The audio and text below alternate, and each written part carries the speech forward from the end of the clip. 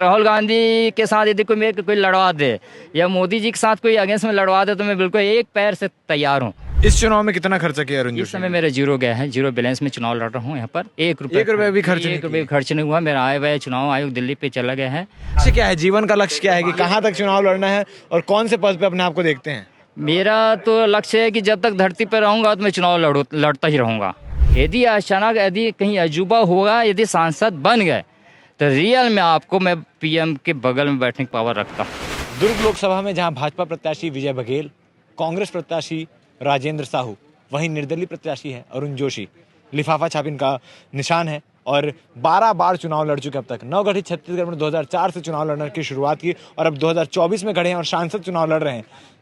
12 चुनाव लड़ चुके हैं आप। कहाँ से चुनाव लड़ने की शुरुआत हुई थी और किस प्रकार से आज 2024 का चुनाव लड़ रहे हैं? मेरा जो चुनाव दुर्ग शहर विधानसभा चुनाव से शुरुआत हुई है 2004 पे। एमएलए चुनाव, विधायक चुनाव पहले चुनाव लड़ा, उसके बाद जो है सांसद चुनाव लड़ा। माननीय हमारे एक्स मुख्यमंत्री जी माननीय श्री भूपेश बघेल जी के साथ लड़ने का मेरे को मौका मिला और अच्छा पोजीशन भी बना था उससे। उसके बाद जो है महापौर चुनाव लड़ा, माननीय सुश्री सरोज पांडे जी के साथ लड़ने का मेरे को सौभाग्य मिला। ऐसे ही करते करते मेरा 2014 का पोजीशन बहुत अच्छा रहा। सांसद चुनाव पे मात्र 1500 रुपये खर्च करके 17,000 वोट कवर किया।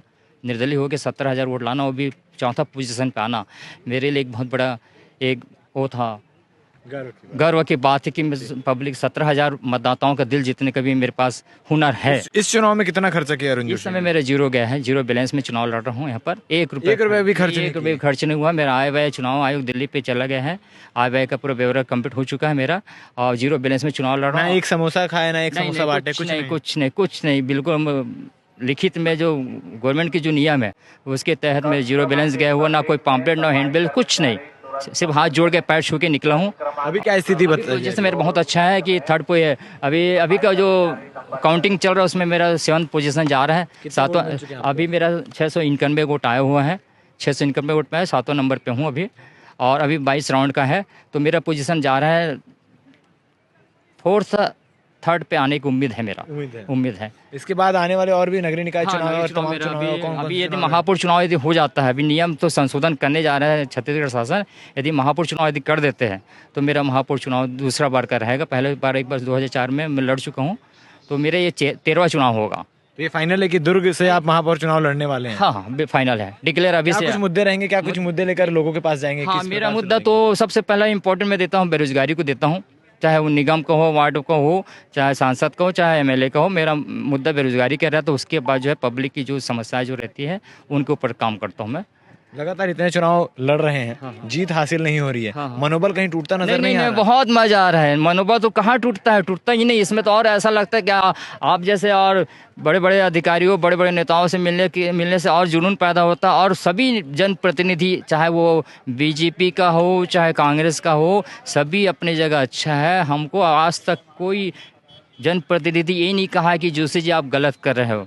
उन लोग कभी भी मेरे को हौसला, पार्टी को ज्वाइन करने का या समर्थन देने का कोई विचार नहीं, ऐसा मेरा कोई पार्टी से ज्वाइनिंग करने अंत तक लड़ेंगे, अकेले लड़ेंगे? अंत तक लड़ने का मेरा, अकेले लड़ने का तो अभी प्रेजेंट टाइम में मेरा है, लेकिन आने वाले कल में हो सकता है कि मौसम यदि चेंज हो जाता है तो कोई पार्टी, अगर मौसम बदल जाता है तो किस पार्टी की ओर रुख करेंगे अपना?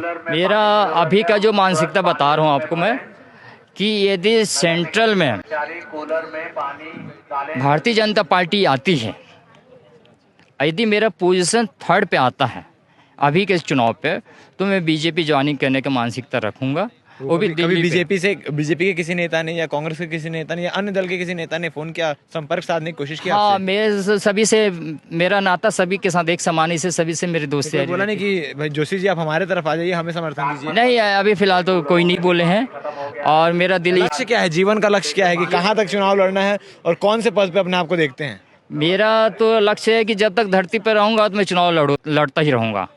और क्यों इसे लड़ रहा हूँ कि मेरे को वो आगे दिख रहा है, कॉन्फिडेंस में बढ़ते जा रहा है ना। प्रोग्रेसिव रिपोर्ट से सीट पे जोशी जी बैठे हुए दिखाई दे रहे हैं? अभी का जो सीट जो है, आप तो पार्लियामेंट चुनाव लड़ रहा हूँ तो पार्लियामेंट की सीट पे दिख रहा हूँ मैं आपको। ऐसा लग रहा है कि मैं सांसद में बैठा, हाँ सदन में बैठा हूँ, ऐसा लग रहा है। इसके बाद देखेंगे आने वाला कल कौन सी सीट पे बैठेंगे। लेकिन अच्छा है कि आगे का ही सोचता हूँ, मैं पीछे नहीं देखता। और वही कारण है कि आज मैं यहाँ पर 12वां चुनाव लड़ रहा हूँ। वो भी सांसद चुनाव 4था बार लड़ना मेरे लिए गौरव की बात है। 4था 4 बार परीक्षा दिलाना, ये मेरे लिए बहुत गर्व की बात है। इस पर लड़ना, हार जीत कितना वोट आ रहा है वो उसको नहीं देख रहा हूँ, मेरे चुनाव लड़ना मेरे लिए एक सौभाग्य है कि मेरे भूपेश बघेल के खिलाफ लड़ चुके हैं, सरोज हाँ, पांडे के खिलाफ लड़ चुके हैं, विजय बघेल जी के साथ लड़ रहे हैं, और आप ये कह रहे हैं कि जिसके साथ मौका मिले तो क्या आने वाले समय में राहुल गांधी, नरेंद्र मोदी जैसे बड़े चेहरे, हाँ लड़ सकता हूँ बेहिचक। राहुल गांधी के साथ यदि कोई लड़वा दे या मोदी जी के साथ कोई अगेंस्ट में लड़वा दे तो मैं बिल्कुल एक पैर से तैयार हूँ। अब आपको पोजीशन भी अच्छा दे दूंगा, ऐसा नहीं कि एकदम डाउन पे रहूंगा, अप पे रहूंगा। अच्छी पोजीशन, हाँ अच्छी पोजीशन, बिल्कुल। आप नेशनल लेवल में कहीं भी लड़ा दो मेरे को, आपको position first, second, third, fourth, fifth में लाऊंगा। सदन की तो बात हो गई, क्या अरुण जोशी अपने आप को पीएम की गद्दी पे बैठे हुए देखते हैं? हाँ देख ही रहा हूँ, हाँ देख ही रहा हूँ। मैं तो सांसद यदि बन गया, मतलब अभी यदि सांसद यहाँ अजूबा हो गया, ऐतिहासिक रिकॉर्ड बन सकता है क्योंकि 22 राउंड पे है अभी टाइम है पूरा। यदि अचानक यदि कहीं अजूबा होगा, यदि सांसद बन गए तो रियल में आपको मैं पीएम के बगल में बैठने की पावर रखता हूँ। इतना मेरे पास चैलेंज है। आप बिल्कुल सभी आपको, आप पत्रकार महोदय और मीडिया पर चैनल को मैं धन्यवाद देता हूँ और आभार भी व्यक्त करता हूँ, बधाई भी देता हूँ कि आप लोग जो है हम जैसे निर्दलीय उम्मीदवार को पब्लिक के बीच में ला रहे हो, ये बहुत बड़ी बात है। हम जैसे निर्दलीय उम्मीदवार को कोई ध्यान नहीं देते हैं, आप लोग ध्यान दिए, हमारी बात को जनता के बीच में ला रहे हो, प्रशासन के बीच में ला रहे हो, जनप्रतिनिधि के बीच में ला रहे हो, बहुत बड़ी बात है।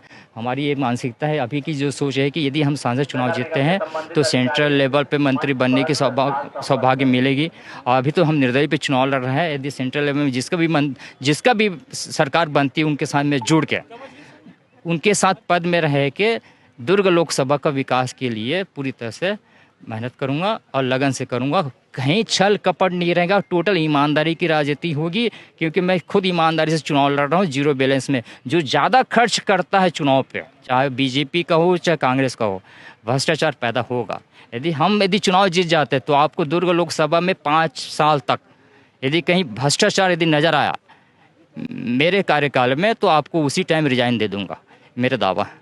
तो ये हमारे साथ मौजूद थे निर्दलीय प्रत्याशी अरुण जोशी जी, जिनका साफ तौर पर कहना है कि इनका चुनाव लड़ने को लेकर जज्बा रूट है, जो 2004 से चुनाव लड़ते हुए आ रहे हैं और 2024 20 सालों से चुनाव लड़ते हुए आ रहे हैं। जीत आज तक हासिल नहीं मगर हार नहीं मानते हैं। क्या कहना चाहेंगे इनके बारे में आप कमेंट सेक्शन में कमेंट कर सकते हैं। बाकी भिलाई टाइम्स के लाइव के माध्यम से आपको चुनाव का पल पल का अपडेट देने का प्रयास कर रहे हैं। धन्यवाद।